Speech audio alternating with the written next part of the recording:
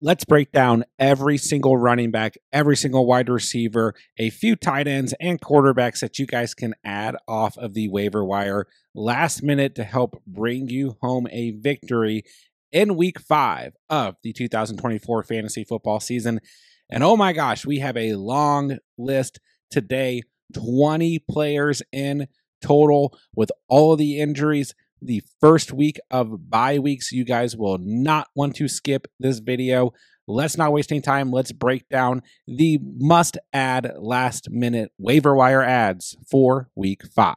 Before we do so, let me remind you guys that Underdog is the place you want to be if you want to get in on additional fantasy football action all season long. Their week 5 NFL pick'ems are already live, and Underdog is giving all new users who sign up with promo code THECATCH a free Dak Prescott over half of a total yard to use towards Sunday's action.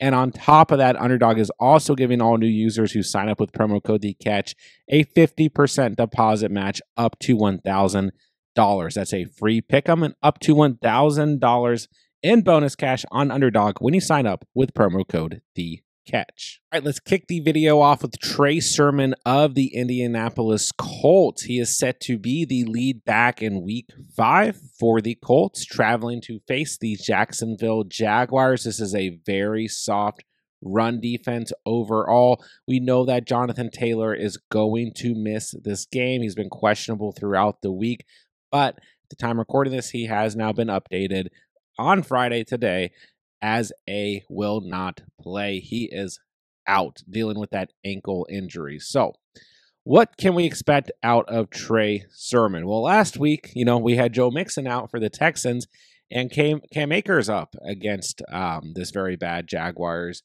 run defense, and that did not quite work out. But, we saw a couple other running backs get involved for the Texans. So I do think that we have a better opportunity here for Trey Sermon, especially when we look at this roster. We do have Tyler Goodson, who could have some sort of minimal role, but that's the whole point, is there's nobody, right? There hasn't even really been a true handcuff. I guess it's been Trey Sermon in terms of Colts running backs. There's just been no spark behind Jonathan Taylor on this roster whatsoever. So I think Trey Sermon is pretty, cut and clear as the guy going up against the Jaguars this week. So I think he's going to be, solid enough. I mean, we're grabbing him off the waiver wire, sitting at 51% rostered. The Jags 26 against the running back position so far on the season, giving up plenty of fantasy points to the position. So Trey Sermon, a guy that you can certainly pick up, plug in, play him, and cross your fingers that he finds the end zone. I think he should have a solid outing and be able to help you guys get a victory in week 5. Next up is Antonio Gibson of the New England Patriots. We've had this situation kind of boiling throughout the week, right? We knew that Ramondre Stevenson, or we saw Jerome Mayo come out and make the comments that Stevenson, might get benched or whatever, or might see less playing time because of the fumbling issues. He's had a fumble in every single game, but in the last 2 games, he's had a fumble that was a lost fumble, that was a turnover. So I guess maybe, Gerard Mayo got some coaching advice from Bill Belichick or something here. And now we have a report coming out that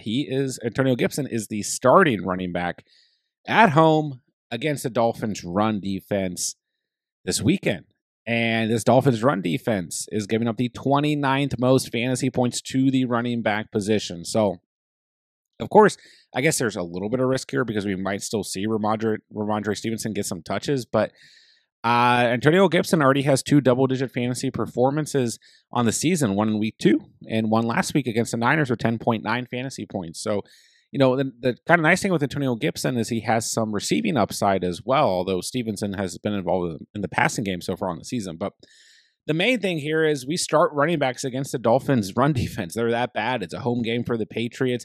You look back to last week, Tajay Spears and Tony Pollard had double-digit fantasy performances against the Dolphins. This should be a great clear-cut start for you guys who are dealing with injuries, bye weeks, all that stuff. If you haven't already picked him up on the week, if he didn't get picked up in your league, sitting at 44% roster at the time I am recording this, go pick up Gibson. He is a solid last-minute addition and a solid start for week 5. All right, here we go, ladies and gentlemen. How many weeks now have we done this video, and how many weeks have we talked about Alexander Mattison of the Raiders? Sitting at 53% rostered. I mean, I don't know if we really have to talk about Alexander Mattison, but I wanted to because we know that Zamir White has been ruled out for Sunday's action against the Denver Broncos on the road. So, this isn't particularly the greatest matchup. The Broncos are 11th against the running back position in terms of fantasy points allowed.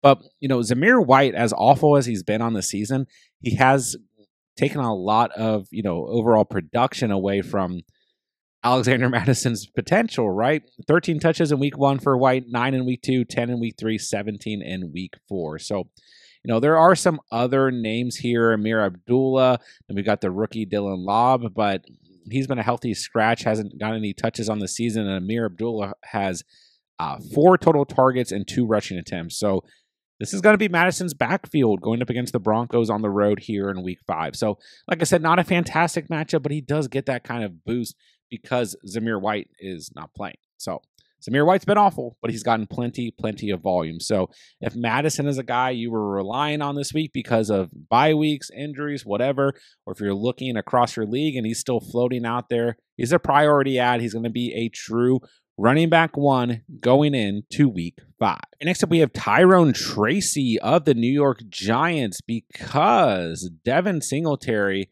is out for week 5's action against the Seattle Seahawks. So I guess he's technically listed as doubtful, but I've read enough reports that he's basically considered out at this point in time, at least at the time I'm recording this. So Tryone Tracy comes in here, and this is definitely interesting because the Seahawks run defense, got just absolutely decimated last week. They still come in 20th against the position. And last week, they faced Monty and Gibbs in that Lions offensive line. So it's not a fantastic matchup, but it's certainly a good matchup. The other thing here is we do have Eric Gray on this roster kind of looming around, but so far on the season, Tryone Tracy has been the RB2, has gotten the most volume. On the season, he has 12 rushing attempts and 6 total targets for 4 receptions compared to Eric Gray's 4 rushing attempts, 1 target, 1 reception. So am I in love with this play? No, I don't feel fantastic about this one, but Tryone Tracy should be in line to act as an RB1 this weekend for the Giants on the road traveling to face the Seattle Seahawks. Now, it's worth mentioning, we'll talk about this later in the video, but Malik Neighbors also going to miss this game. So, I'm a little worried about this Giants offense overall, but sometimes, at least when a team is losing, that is still good for fantasy. Maybe better for the passing game, wide receivers like Wan'Dale Robinson, who we will talk about. But Tryone Tracy, you're desperate. You're in a deeper league. You need to fill in that RB2 spot, whatever it is. He's worth a shot as we approach week 5. All right, next up is Roschon Johnson of the Chicago Bears, another player who's kind of frequently made the list over the last 2 weeks, and a touchdown last week, 10 points in week 3. He's still the RB2 here. We thought maybe there's a shot he could take over Swift, but Swift had 16 touches, 7 targets, 7 receptions, 93 yards on the ground, a touchdown, 72 receiving yards, 29.5 fantasy points last week. So still think Swift is the RB1 here, but it does kind of look as if Roschon Johnson has taken over Khalil Herbert on this depth chart. And this is a great matchup this week. It's the Carolina Panthers, the team allowing the most fantasy points to the running back position. If you're desperate, Roschon Johnson sits at 33% rostered. If you can pick him up, plug him in. I do think 8 to 12 fantasy points is very, very doable this week for Roschon Johnson. Great matchup, and this is kind of the reason why I've been talking about the Bears running backs and the idea of benching Roschon Johnson since last week is because the schedule, the Rams, the Panthers, the Jaguars, the bye week, the Commanders, the Cardinals, some of the worst run defenses in terms of fantasy points allowed in the entire NFL over the next couple weeks. So Roschon Johnson is still a very good handcuff, a very good stash, but also a player who has some standalone value. Now, I think Swift could have a big day here, but we've also seen a couple backfields have more than one running back have success against this Panthers run defense. Look back to last week with Zach Moss and Chase Brown, for example. So Roschon Johnson has a chance at a very nice fantasy day in week 5, and even if he doesn't have a great fantasy day, he is a good stash moving forward into the next couple of weeks. Go ahead and get ready to roast me in the comments section down below. Let's talk about Cam Akers of the Houston Texans, sitting at 28% rostered. And I mean, Cam Akers is like, you find a bag of an open bag of Sour Patch Kids, and you're like, thank God I found some Sour Patch Kids. And then you realize, oh, this has already been ate through, and there's only green and yellow Sour Patch Kids in here. There's no red, blue, or orange Sour Patch Kids in here, which, by the way, orange Sour Patch Kids are the best. It's just yellow and green. And then you eat the yellow and green Sour Patch Kids anyway, so you're kind of happy, but at the same time, you're disappointed. Cam Akers faced the Jacksonville Jaguars run defense last week. Should have been a good start in the absence of Joe Mixon, who's going to miss week 5, still dealing with that ankle injury. 13 rushing attempts, 53 rushing yards, 4.08 yards per carry, and just 5.3 fantasy points the week before Joe Mixon's absence. Did score a receiving touchdown, but just 9.9 fantasy points, 21 yards on the ground, and 1 reception that went for a touchdown. Now, last week we saw Dare and Google Bobley. I can't pronounce anything. I've been avoiding saying his name in videos because I know I can't pronounce it. So double roast me in the comments. But we saw Dare O have 4 targets, 4 receptions, score a touchdown last week, right?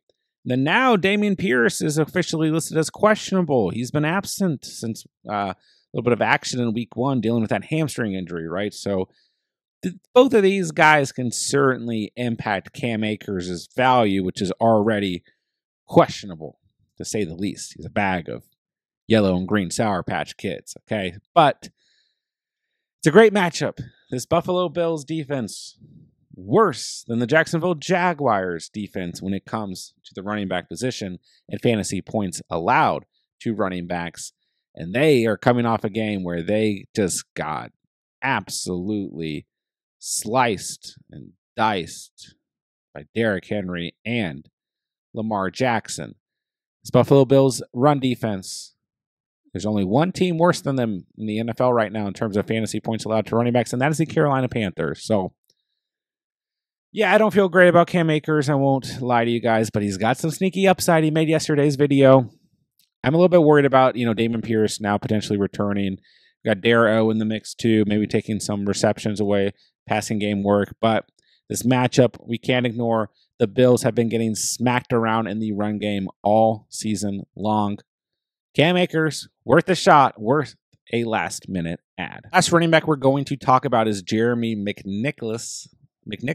Jeremy Mcnichols of the Washington Commanders. Now, this one is contingent on the health of Brian Robinson Jr., who at the time of recording this is listed as questionable. If Brian Robinson Jr. plays in this home game against the Browns, then I think Mcnichols just kind of gets, tiered down to a stash. But last week, we had Austin Eckler out dealing with the concussion.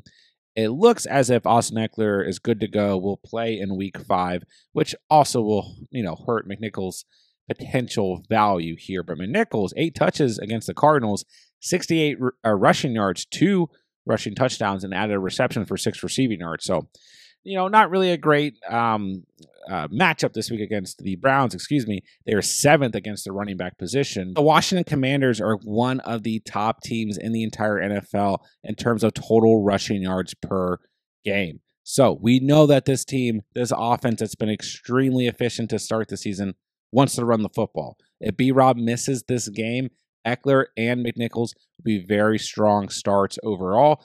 And Mcnichols showed enough in week 4 that at worst, he's worth a stash because, once again, this offense has been absolutely humming. They want to run the football in this Cliff Kingsbury system first and foremost.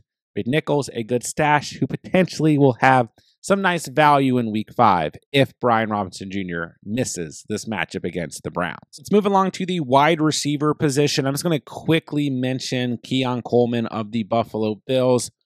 Listen, in most leagues for you guys, he's not going to be available, sitting at 68% rostered, but we see a ton of leagues, ton of formats. Some of you guys are in 8-team leagues, 10-team leagues. Some of you guys are in 12-team leagues that maybe only have 4 bench spots. So Coleman has been floating around. He's a very solid start against the Houston Texans this weekend.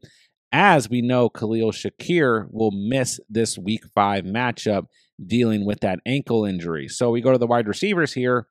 Keon Coleman, Curtis Samuel, Mac Hollins, MVS. Keon Coleman has been the most productive wide receiver on this team behind Khalil Shakir so far on the season. So the matchup here, the Texans are allowing the 25th most fantasy points to the wide receiver position.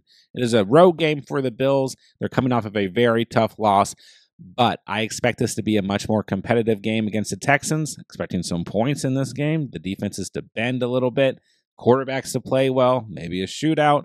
Keon Coleman, if he's out there, not rostered in your league, absolutely worth a last-minute add and will be a good start going into week 5. Right, next up is Josh Downs of the Indianapolis Colts. Okay, this one will kind of maybe depend on Joe Flacco's health. Or excuse me, I guess Anthony Richardson's health. I'm sorry. And if Joe Flacco gets the start or not. It's a great matchup either way, though. So kind of gone back and forth on this one. I think if Richardson's a starter, I would still take a shot on Josh Downs, like in the flex area, right? The Jaguars giving up the 29th most fantasy points to the wide receiver position. Josh Downs, I was kind of surprised to see at 49% rostered. Which is still not fantastic. He's essentially 50% rostered across leagues, but after coming off of a 22.2 fantasy day and against Pittsburgh in week 4 with 9 targets, 8 receptions, 82 receiving yards, and a touchdown, I thought he'd be a little bit higher rostered, but he's a strong ad going up against the Jaguars. I do like him more if Joe Flacco is the starting quarterback, which from all the reports I'm reading, that's what is potentially the trend right now. Joe Flacco's been taking first-team reps. Richardson has been in pads, though, but he's still dealing with his injuries, so it could be a true game-time decision.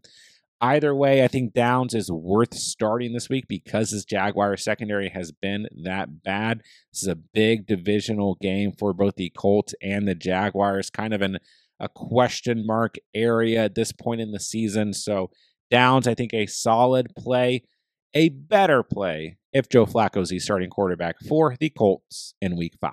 Next up is Alan Lazard of the New York Jets. I like Alan Lazard a lot this week, sitting at 44% rostered. He's the wide receiver 20 in fantasy football. He's been quite good across the board in fantasy football right now.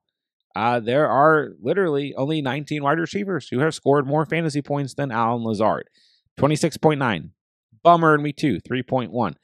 13.8, 10.8. He's just a safe flex play against the Vikings, who are allowing the 30th most fantasy points to the wide receiver position. Their run defense has been great. They lead the league in sacks right now.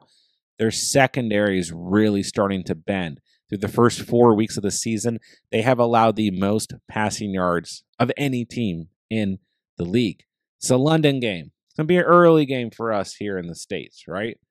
But what happens in a lot of these London games is defense tends to go out the window. Sometimes the offenses start a little slow, but it's just a weird week for these teams, weird schedule, and we're already seeing a weak Vikings secondary going into this matchup. And I think even the Jets defense is going to bend a little bit. I think we're going to see some bombs coming from Sam Darnold and Aaron Rodgers, more importantly for Alan Lazard's status here. But overall, he's been very, very safe outside of week 2. He's a good flex play. He's only 44% rostered. Big fan of picking up Alan Lazard if you need help in the flex or wide receiver area. think he is a solid play going into week 5. Moving along, let's talk about Jordan Whittington of the Rams, coming off of a fantasy day in week 4 where he had 8 targets, 6 receptions, 62 receiving yards, and 10.3 yards per catch. Whittington's been a guy we've talked about, since the end of the offseason, essentially. We've been kind of eyeballing these deeper wide receivers on the Rams far before Puka or Kupp got hurt. So I've liked Whittington over the last couple of weeks, but I've also been really cautious with starting Rams wide receivers, like even as a flex or even in like a wide receiver 3 format, right? Because the volume is just very, very volatile right now. We got a lot of guys to spread the ball to, but I like a lot of what we saw out of Whittington last week, and he was a Rams leader in receptions last week. I think it's the Packers this week. Okay, great matchup. I know this Packers secondary through the first month of the season is playing well in terms of takeaways, but also they weren't playing that great overall. 26th in terms of fantasy points allowed to the wide receiver position, a lot of yards allowed. They have found unique ways to take away the football. Now, Jaire Alexander also missed last week. Right now, his status is up in the air as we approach week 5. If he's out, then Whittington becomes an even stronger flex play as we approach the week. So he's 25% rostered at the time I'm recording this. Worth picking up, a little bit of risk here, but I got a feeling between the Rams defense playing so poorly and the Packers defense not playing great, we could see some points scored with Jordan Love airing it out and Matthew Stafford airing it out as well. Which brings me to Tutu Atwell of the Rams, who I think is also a solid start, sitting at 30% rostered. He made yesterday's video. I think he's got some sneaky upside in this matchup. 13.3 fantasy points in week 3, 12.2 fantasy points in week 4. He hasn't had more than 4 receptions in either of those games, but he's had a big catch in each game. Stafford's looking his way. Whittington and Atwell, I think, are the most valuable Rams wide receivers to start right now in this matchup. Don't get me wrong, we could see Tyler Johnson do something, but he had just 1 target last week. And I'm still a Demarcus Robinson fan, but he's been a little bit banged up, dealing with a hip injury. He is clear and good to go for week 5, but right now I like Whittington. I like Tutu Atwell. I still think there's the risk of some volatility in terms of the targets and the way the ball is spread around here. But I like the game script and the matchup for the Rams wide receivers. So Whittington, Atwell, you need someone to plug in last minute. I do think they are solid options. Next up, let's talk about Wan'Dale Robinson of the Giants, sitting at 62% rostered. Has been very solid. Has made like every single waiver wire video we've done throughout the season so far. 11.8 in week 1, 9.8 in week 2, 13.1 in week 3, 18.1 is highest fantasy day in week 4 against the Cowboys. He has been dealing with a heel injury, so maybe something to note here. But the bigger thing to note is that we are going to see no Malik Neighbors in week 5. Now, a couple things to consider here, okay? Overall, on the season, the Seahawks have been pretty dang good against the wide receiver position, giving up the 8th fewest points to the wide receiver position. Last week, it didn't quite look that way, but I think that was kind of an anomaly. The Seahawks were missing a lot of their starters up front on their defense, and sometimes you just see these primetime games where defense goes out the window, right? And the Lions, a little bit different than maybe some of the teams the Seahawks have faced on the season. But with all that being said, I do expect the Giants to struggle in this game, and I do expect them to need to throw the football, which is going to open up things for Robinson. So I will admit, I like Robinson more as a start if Neighbors is healthy. You got to apply that defensive pressure to Malik Neighbors. So if you do want to look a little bit deeper, I'm in a 16-man league. I know all about deep leagues, right? Some of you guys need this advice. Some of you guys can ignore it. But maybe you could take a swing on Darius Slayton, sitting at 6% rostered. He had 8.6 fantasy points last week, 56 receiving yards off of 5 targets. So you can consider that. For those of you guys not in super deep leagues, I'm okay with Robinson, but I'm not going to go out of my way to start him. It is a tough matchup. The Giants are on the road, but they're probably going to need to throw the football in this matchup. The Seahawks have looked sharp. No, they lost to the Lions, but they've looked sharp. They're going to score some points on the Giants. And I do think the Giants will need to throw the football. So I like Robinson a lot. little bit of a downgrade, a little bit of a bummer because Neighbors is not going to play, but the volume will be there. Robinson will be a wide receiver 1 for the Giants this weekend, and he's still a solid start if you need someone to plug in last minute. I want to quickly mention Jeudy of the Cleveland Browns, sitting at 66% rostered. Listen, Jeudy is a very strong player that you can plug in and play, averaging 11.4 fantasy points so far on the season. 11.5 in week 1, 12.3 in week 2, 8.7 in week 3, 13.2 in week 4. Gets the Commanders this week. Guess what? My team, the Washington Commanders, we look great offensively. This is still one of the worst secondaries in the league, and the secondary allowing the most fantasy points to the wide receiver position so far on the season. And yeah, we've also been awful against the run. So yeah, do I think Deshaun Watson is playing great at the quarterback position this year? No. Do I think the Browns passing offense is great this year? No. But this is a great opportunity for Amari Cooper and Jeudy to both come out and have solid games. And while the ceiling's not as high for Jeudy, maybe as it is for Amari Cooper, the floor is safer for Jeudy. Like I said, averaging 11.4 fantasy points so far on the season.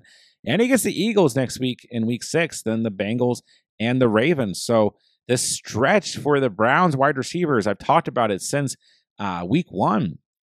The Jaguars, the Giants, the Raiders, the Commanders, Eagles, Bengals, Ravens. Solid across the board. Jeudy, if he's available in your league, absolutely worth a pickup. Moving into week 5, he could be a very, very solid flex for you guys. Also kind of shocked that Jeudy's line on Underdog is sitting at 42.5 receiving yards. I would head straight to Underdog and take the over on that line. He has hit that in 2 of the last 3 games. Once again, he's going up against the worst secondary in the NFL. Don't forget, guys, new users on Underdog who sign up with promo code TheCatch are going to receive that free Dak Prescott over half of a total yard to use towards Sunday's action. Take that free pick 'em, smash this Jeudy line, automatically triple your cash entry, and on top of that, Underdog's going to give you a 50% deposit match up to $1,000 when you sign up with promo code TheCatch. That link is down below. All right, next up, we've got Tre Tucker of the Raiders. Made last week's video. Has been a guy who we've talked a lot about across the fantasy community lately, sitting at 35% rostered. We know that Davante Adams is not going to play in week 5. His hamstring just can't make it. He also might want to get traded. And yes, this is a bad matchup. It's a bad matchup. Broncos giving up the 3rd fewest fantasy points to the wide receiver position. But Jacoby Myers will be getting the Pat Surtain treatment. We know Tre Tucker is going to avoid that. Myers is a stay away right now until further notice, until week 6 comes along. We're not starting wide receiver 1s against Pat Surtain. Tre Tucker's a wide receiver 2, and he's had double-digit fantasy points in the last 2 weeks, 15.4 and 22.6 in his last 2 starts, averaging 11.4 fantasy points on the season thus far. And the nice thing is Tucker also gets kind of, they find unique ways to get Tucker the football. Rushed for a touchdown last week against the Browns. So, even if this is a very good team against the wide receiver position in the Broncos, the Raiders can potentially find other ways to get Tucker the football. But, 6 or more targets in the last 2 games. His volume should increase or continue to increase with Davante Adams out. So Tucker, a solid play, a little bit of upside here. It's a little bit of a tough matchup on the road for the Raiders, but, Raiders, Broncos, we're really feeling too fearsome of either team here. He should be a solid start moving into week 5. Next up is Jalen Tolbert of the Dallas Cowboys, the last wide receiver we will talk about. He's sitting at 14% rostered at the time I'm recording this. Brandon Cooks expected to miss some time. Got a knee injury and a knee infection. So who's going to be the wide receiver 2 for the Cowboys? We've seen a little bit out of Kevontae Turpin on the season. Not really. We saw a touchdown scored in week 3, and that was about it. It's going to be Jalen Tolbert. 3 targets last week, 5 in week 3, 9 in week 2, 2 in week 1. He's gotten far more involvement. He's definitely been the wide receiver 2 so far on the season. Had a touchdown in week 3, averaging 8.8 fantasy points on the season. Also had double digits in week 2 against the Saints with 14.2 fantasy points. So, yeah, it's been a little bit up and down. 2.2 in week 1, 5.4 in week 4. But Tolbert's playing as a wide receiver 2 until further notice. Is it a fantastic matchup against Pittsburgh? Well, it's not great. I mean, they're 11th against the position. It could be a lot worse. It could be the Denver Broncos like we just talked about, right? So Tolbert playing as a wide receiver 2 will see less defensive pressure, especially because CeeDee Lamb is a wide receiver 1 for the Cowboys, and they got a great tight end in Jake Ferguson. So Tolbert, you need to pick someone up. He's lowly rostered, sitting at 14% rostered. Could be a decent flex play, but you can go ahead and pick up last minute as we approach week 5. Let's quickly talk about 2 tight ends and 2 quarterbacks and kick things off with Zach Ertz of the Washington Commanders, who is the tight end 10 on the season, and it just doesn't feel like anyone cares.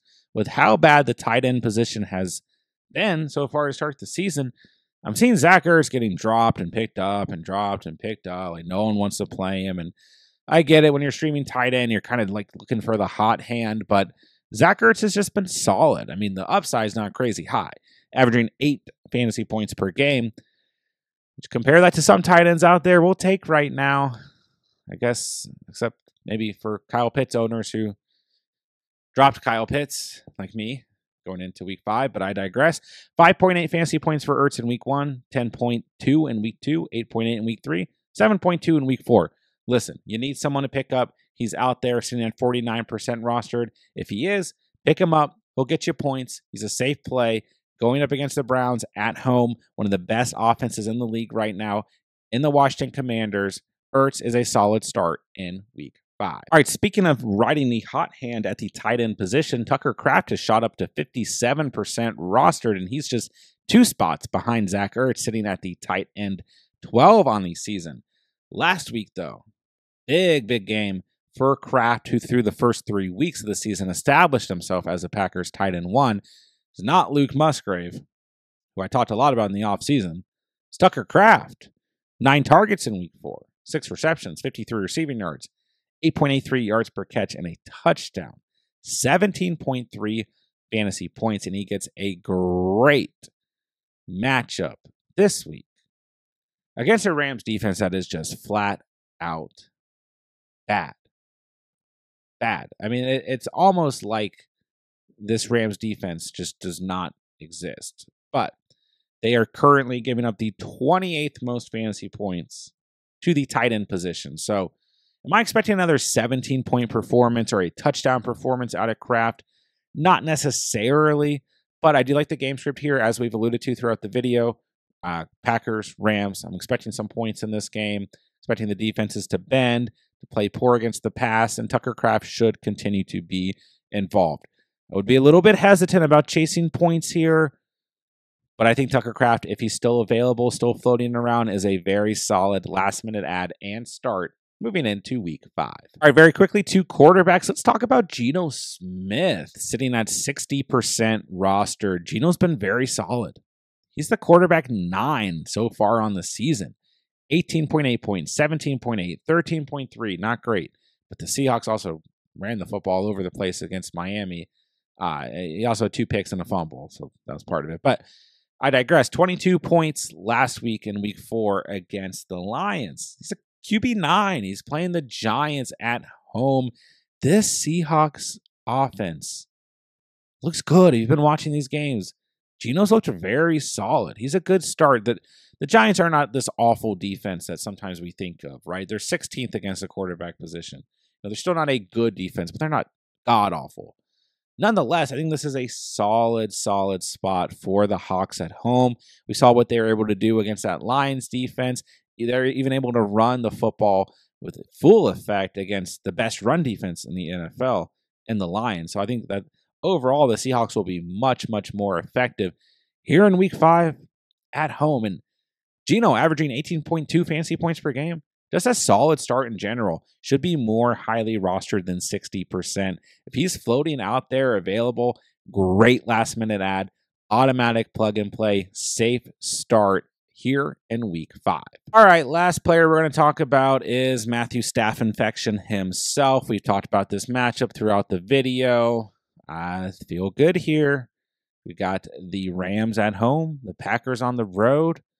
Weak defenses, specifically the secondaries. But Stafford has not been very good this year. He's sitting at 37% rostered. then without all of his weapons. And is this a little risky? Yes. There are other quarterbacks I looked at, but I wanted to choose someone who's actually a little bit lower rostered overall that you guys had a better shot at picking up and playing this week. And I think Stafford could be that guy. I think we've seen a complete smack to the face for this Rams offense.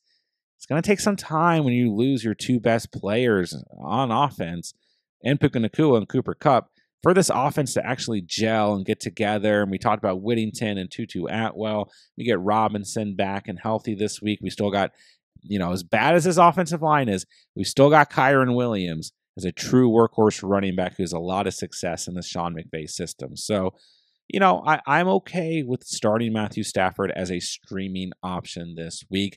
I think he could easily have one of, if not his best fantasy performance of the season, because, it hasn't been very good. He's a quarterback 29 right now in fantasy football. He hasn't had more than 15.6 fantasy points in a game this season. So I think is very, very doable. And they get a bye week in week 6, which this team really needs. Then they get the Raiders. Tough matchup against the Vikings, but weak secondary there. Then the Seahawks could be interesting. Then the Dolphins, the Patriots, and the Eagles. It's a pretty good stretch overall for the Rams coming up here after that bye week. So Matthew Stafford could see some increased fantasy value as things continue to go on. But most importantly, here in week 5, I like this game script. I like this matchup for Stafford. I think he could be a solid streaming option as we approach the week. That'll do it for today's video. That was the longest last-minute waiver wire video we've done so far on the season. So make sure, if you guys have any fantasy football questions going into week 5, that you drop them down below. I will answer every single comment on today's video before Sunday's action on Sunday. And on top of that, don't forget, we have everything that you guys need for week 5 of 2024 fantasy football here on the channel. Start sits at every single position, must-start defenses, must-start kickers, buy low targets, sneaky starts, must-start players, all kinds of content, plus live fantasy Q&A streams throughout the week. So make sure you guys are subscribed so that you don't miss any of the content. And with that, I'll say thank you guys so much for watching and or listening. And remember, you saw it here on The Catch.